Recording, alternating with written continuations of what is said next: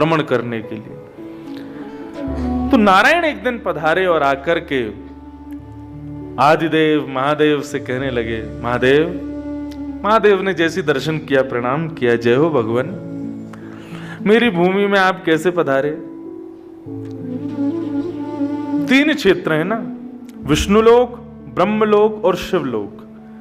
ये जो हिमालय खंड है ना पूरा, ये शिवलोक माना जाता है, शिव जी का स्थान है। इससे ऊपर जाते हैं तो ब्रह्मलोक और सबसे ऊपर विष्णुलोक। तो शिवलोक है, यहां पर नारायण पधारे तो महादेव ने प्रार्थना की, भगवान आपका आगमन मेरी नगरी में कैसे? भगवान बोले नहीं, ऐसे ही घूमने आए थे, देखने आए थे यहाँ का सौंदर्य। बोले आओ प्रभु मैं घुमाऊं। बोले नहीं, घूम तो हम सब लिए, अब एक इच्छा है। क्या? थोड़ा सा स्थान यदि आप हमको यहां पर दे दो कहीं, तो वहां बैठ करके हम थोड़ा तप करना चाहते हैं। महादेव जोर से मुस्कुराए, बोले आपको तपस्या की आवश्यकता? आप साक्षात आदिदेव हो, आपकी भ्रगुटी टेढ़ी करने से दुनिया बनती बिगड़ती है, आपको तपस्या की क्या जरूरत है? बात को समाप्त किया। बोले कि नहीं प्रभु, आपके लिए तपस्या का स्थान नहीं है यहाँ पर। और बातों में मन घुमाने लगे तो फिर लौट करके भगवान आए, बोले नहीं, मुझे यहाँ स्थान चाहिए, मुझे तप करना है। भगवान शिव बोले देखो, आप जिद मत करो, यहां कोई स्थान नहीं है आपके लिए। और रही बात यह है कि मैं देख नहीं सकता आपको तप करते हुए, आपको कष्ट में, आपको अव्यवस्था में मैं नहीं देख पाऊंगा, इसलिए भगवान आप रहने दो। भगवान बोले ऐसे नहीं मानोगे तो हम पे दूसरा तरीका है। बोले आप कोई भी तरीका अपना लो, लेकिन मैं आपको इस भूमि में कोई तप वप नहीं करने दूंगा, आप प्रेम से विराजो, हम सब यहां व्यवस्थित हैं।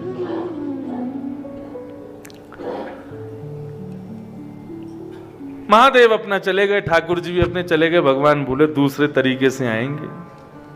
तो इसी तप्त कुंड में शिव पार्वती दोनों स्नान करने के लिए जब गए, तो नन्हा सा बालक और वहीं तप्त कुंड के कोने में बैठ करके रुदन कर रहा था। जैसे ही पार्वती जी ने देखा तो भगवान से कहा, हे महादेव देखो ना, किसी का छोटा बालक यहां रुदन कर रहा है, लगता है कोई देवता अपना बालक छोड़ गया है। शंकर जी बोले कोई देवता का बालक नहीं, मुझे तो ये कोई मायावी बालक लगता है। बोले नहीं नहीं प्रभु, आप कैसे निर्दयी हो सकते हो, इतनी ठंडी हवा चल रही है, ऐसा मौसम है, कोई बालक बेचारा रो रहा है, इसको मां की आवश्यकता है, कोई देवता छोड़ गया, मैं ले लेती हूं ना। शंकर जी बोले देवी पीछे हट जाओ, मुझे इस पर विश्वास नहीं हो रहा है, पता नहीं क्यों, मुझे ऐसा लग रहा है कि कोई मायावी बालक है। पार्वती जी बोली आप तो ऐसी बोलते हो। गई, जाकर के बालक को उठाया, हृदय से लगाया, लेकर के अपने स्थान पर आई और स्थान पर उस बालक को लिटा करके, और बालक का रोना बंद नहीं हो रहा था, तो कुछ बेर वहां थे, बदरी फल, बेर को कहते हैं बदरी।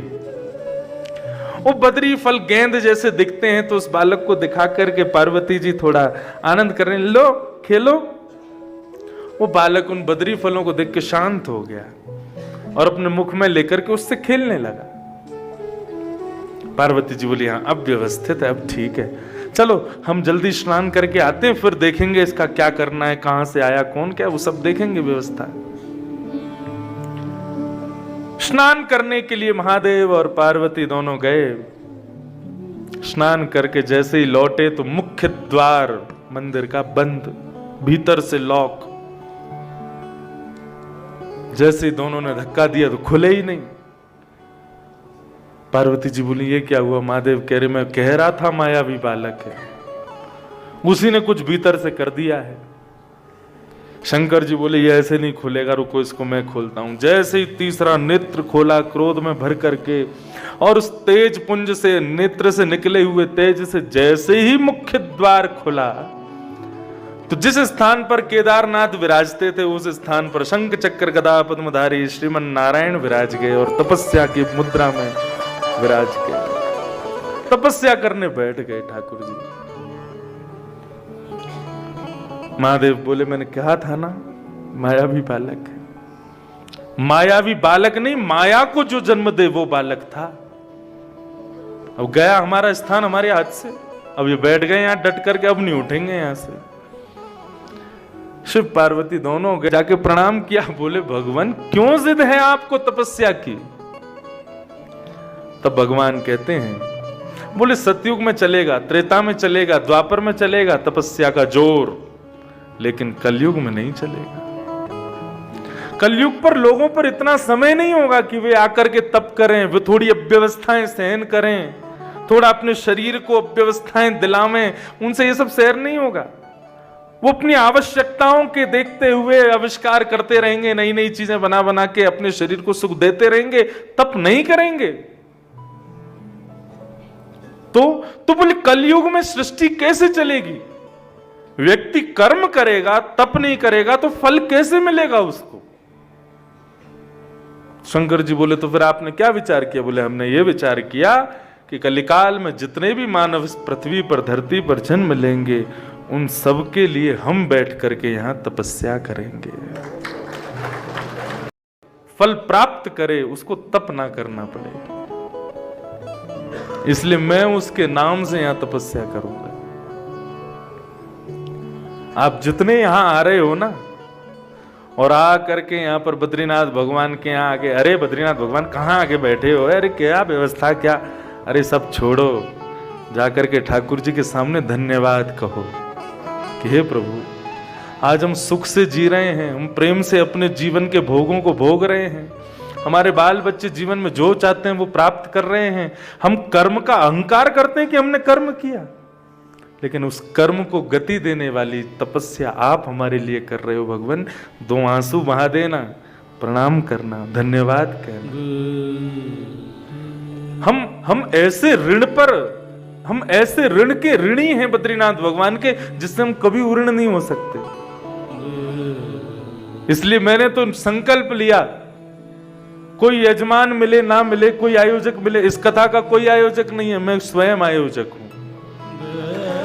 आप सब लोग जो यहां पधारे हैं, सब अपनी व्यवस्थाओं का शुल्क देकर के आए हैं, लेकिन इस कथा की पूरी जिम्मेवारी मेरी, मैं ही यजमान हूं यहाँ का, और केवल इस संकल्प से यहां कथा करने आता हूं ताकि मैं अपनी कथा के, अपने जीवन के 365 दिन की कथाओं के 7 दिन बद्रीनाथ भगवान को कथा सुना करके मुझे ऋण से उऋण नहीं होना। मुझे ऐसा नहीं है कि ठाकुर जी का जो ऋण मेरे पर चढ़ा है तपस्या का, मैं उससे उऋण हो जाऊं, नहीं। मेरे नाथ मेरे लिए तपस्या कर रहे हैं, मैं अपनी कथा सुना के 7 दिन का ही सही, चंद घंटों का ही सही, उनको थोड़ा सुख दे दूं। कथा सुन के उनकी थोड़ी तपस्या में, जो सुबह सुबह अभिषेक करने जाना, जैसे ही बद्रीनाथ भगवान पर जल डाला जाता है, मानो जैसे कितना धुआं प्रकट होता है ठाकुर जी के श्रीअंग से, ऐसा तपता शरीर है ठाकुर जी का। घी का लेपन, चंदन का लेपन सब पिघल जाता है, ऐसा अंग है श्री बद्रीनाथ भगवान का। तो इस कथा के माध्यम से केवल इतना भाव है, बद्रीनाथ भगवान, मेरी इस टूटी फूटी वाणी से कुछ क्षण का ही सही आपको थोड़ा सुख मिल जाए, आपको थोड़ा आराम मिल जाए, आपको थोड़ा आनंद मिल जाए, हम इसलिए पधारे।